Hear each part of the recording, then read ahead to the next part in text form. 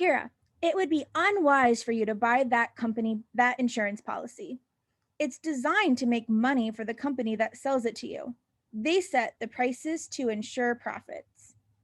Undeniably, the insurer is in business to make money, but the mere fact that an insurer draws a profit in no way implies that buying one of its policies is unwise. All right, so what is Kira's conclusion? Um, ooh. Um, it's unwise to buy. Yeah, it's unwise for you to buy that because it's just designed to make that company that sells it to you money, and they set the prices. And then what's B's conclusion? Um, the mere fact that an insurer draws a profit in no way implies that buying one of its policies is unwise. Excellent. And then what kind of question is this? I know it's not a disagree. It's the one where you're trying. Or what is our goal of it, even if you don't know the name of it? Seeing what kind of tactic of argument, how they're. Excellent. Sorry, I can't think of the name of that No, question. I would rather like understand the goal of it than know the name. So how does B go about responding to Kira in your own words? So so basically she's saying she agrees words by saying the insurer is in the business to make money.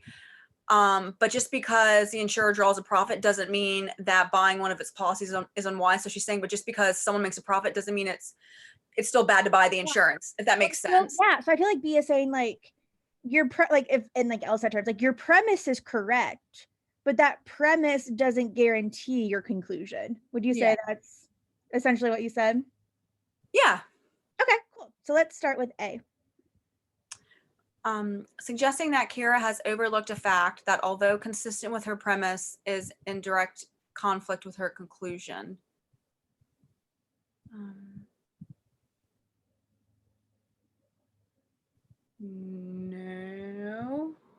No. Has overlooked the fact that, although consistent with her premises. So I don't hate A. It might not be the right answer, but off the top of my head, I kind of want to keep it. You might know that it's wrong though. Yeah, I originally picked A. Okay, so can we leave it for a second because I want to see the right answer? Because like honestly, like I'm reading A and I like don't hate it. Yeah, I picked A. In complete transparency.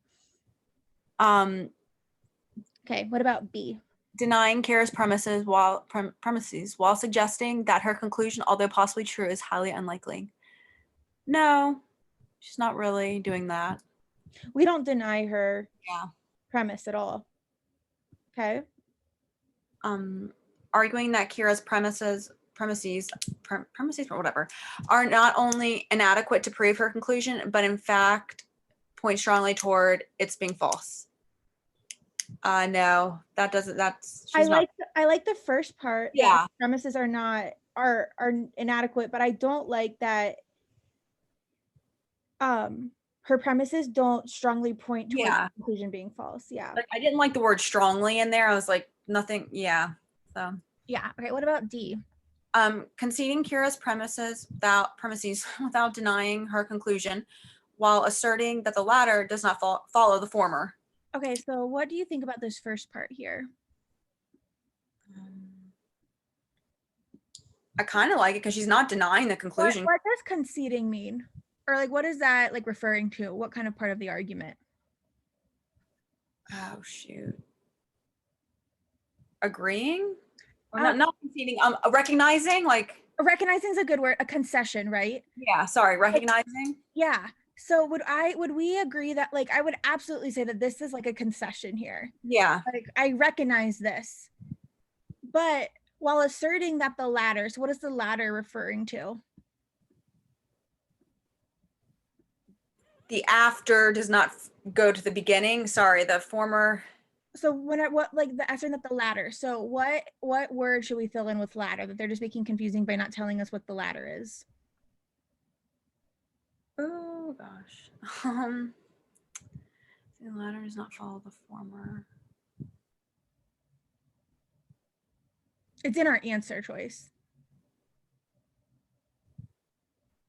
The conclusion. Yeah, there we go. Yep. Sorry. So we say your premises aren't wrong while asserting that the conclusion does not follow from the, and what does the former refer to? Yeah. The premise. Excellent. Okay. I like this one a lot. Yeah. Okay. Okay. That's good. And then what about E? Observing that while Kira's premises each independently support her conclusion, the premises themselves are inconsistent with one another. That's just bad, and because we don't even agree with her conclusion, and her premises are not inconsistent with each other. Yeah. But I want to go up and see now, like, why A is wrong. Yeah. Because when I read this on the test, I was like, I understand exactly what they're saying. It's just when they have these questions and the language and how they phrase them, it just trips me up during a time section. Like I understood what they were talking about. I can it just was difficult. Suggesting that Kira has overlooked a fact that, although consistent with her premise, is indirect. So, what would be the fact that is consistent with her? I guess A is wrong because B doesn't even give a premise or a fact. He goes straight from concession to conclusion. Yeah.